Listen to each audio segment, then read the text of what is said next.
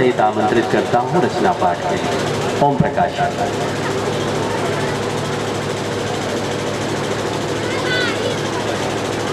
धन्यवाद संचालक जी, आपका भाषाई कौशल और भाविक संप्रेषण के लिए। वंदेताम परमेश्वरीं भगवतीं बुद्धिप्रदां शारदां माँ भारती के चरणों में नमन।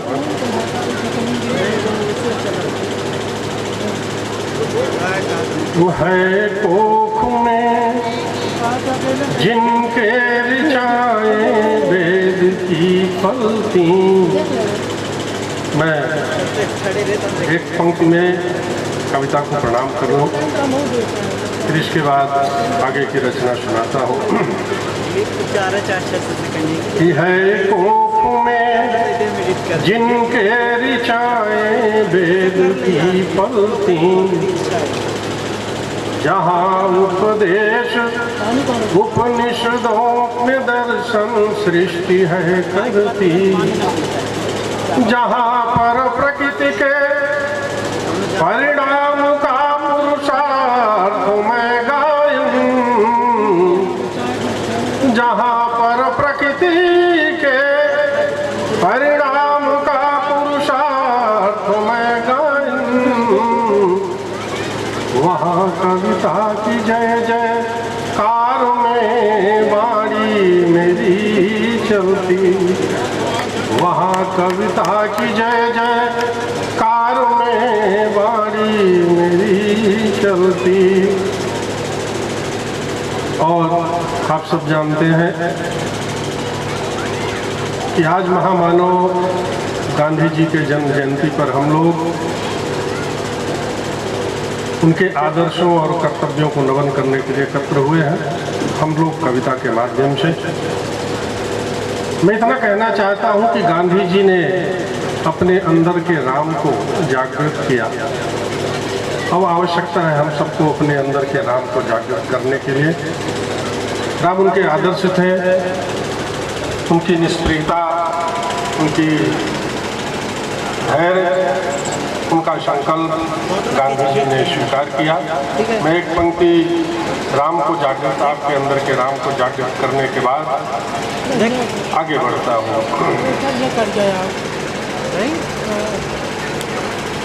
जहाँ निज धर्म के निर्वाह में हो धैर्य की दीक्षा। अध्यक्ष जी, सरोज जी समर्पित है। देखें कि जहाँ निज धर्म के निर्वाह में हो धैर्य की दीक्षा। जहाँ निष्प्रिय निरंतर नित्य ही हो त्याग की इच्छा। जहाँ निष्प्रिय निरंतर नित्य ही हो त्याग की इच्छा। हमारी पाठशाला राम के हर पक्ष जीवन का। सुनो है राम के संकल्प में संसार को शिक्षा। सुनो है राम के संकल्प में संसार को शिक्षा।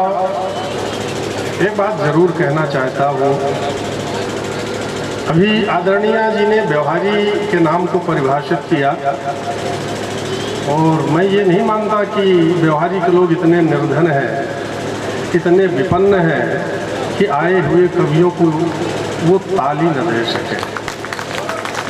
आप एक ऋण लेकर के जाएंगे घर, आपने कवियों को सुना, बदले में कोई धन देना नहीं है, कोई पैसा देना नहीं है। आप उनका सम्मान करके उनका आत्मबल और उत्साह बढ़ाएंगे, ताली आप दे सकते हैं। चले आगे देखें कैसे है राम। कि जहाँ आदर्श की सीमा सतत विस्तार पाई हो। जहाँ आदर्श की सीमा सतत विस्तार पाई हो। जहाँ हर मूल्य मानव के प्रगति का गीत गाई हो। वही है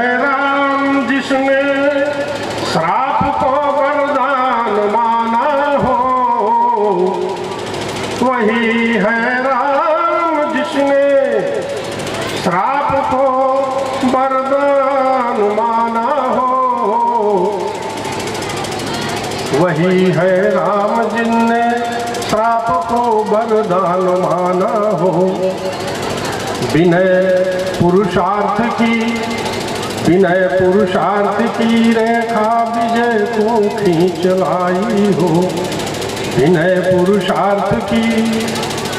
और कुछ मुक्तक में आपके बीच में आपके अंदर का जो भातृत्व है उसके अंदर एक प्रश्न देना चाहता हूँ आपके लिए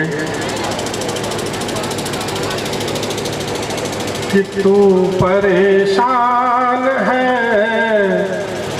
कुछ नहीं हाथ में। तू परेशान है कुछ नहीं हाथ में।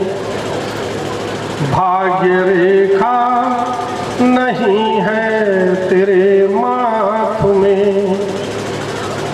फिर भी दुनिया का तू है धनी आदमी। कैसे कि फिर भी दुनिया का तू है धनी आदमी। तेरा भाई अगर है तेरे साथ में।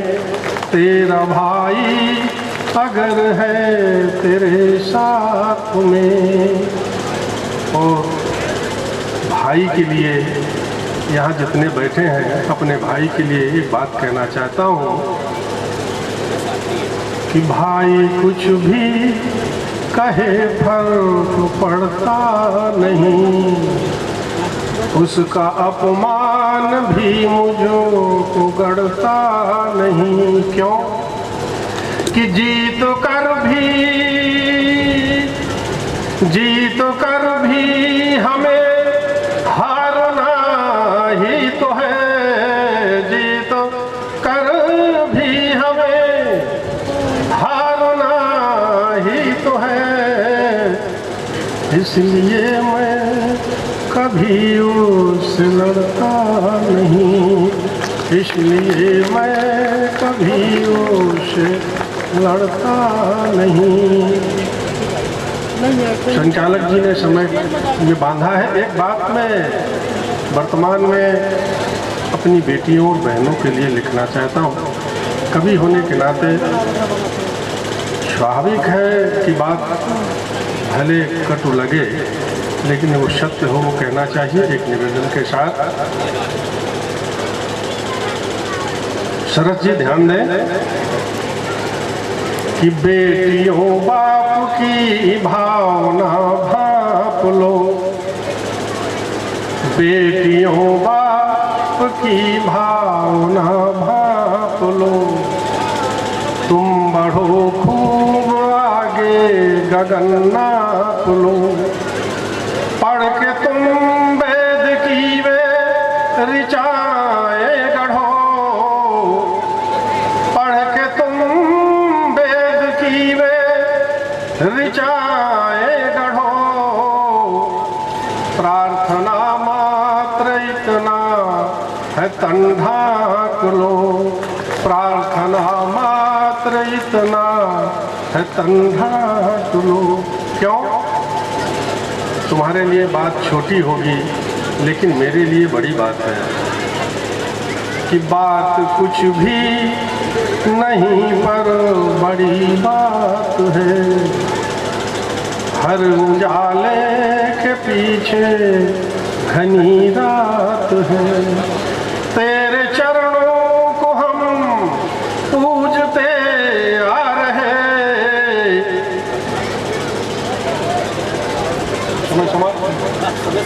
इसको पूरा कर रहे हैं।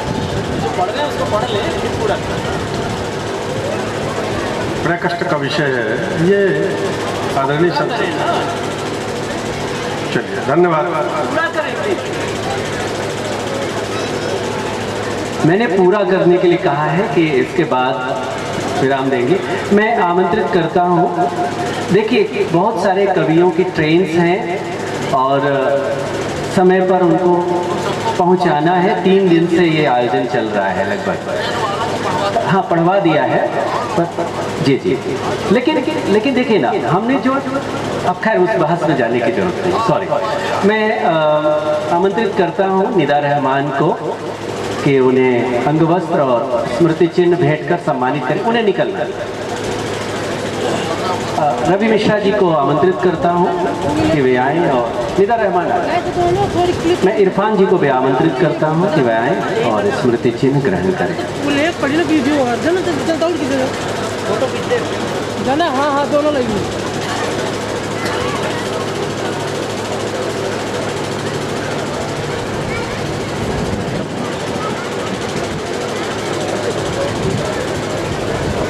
हाँ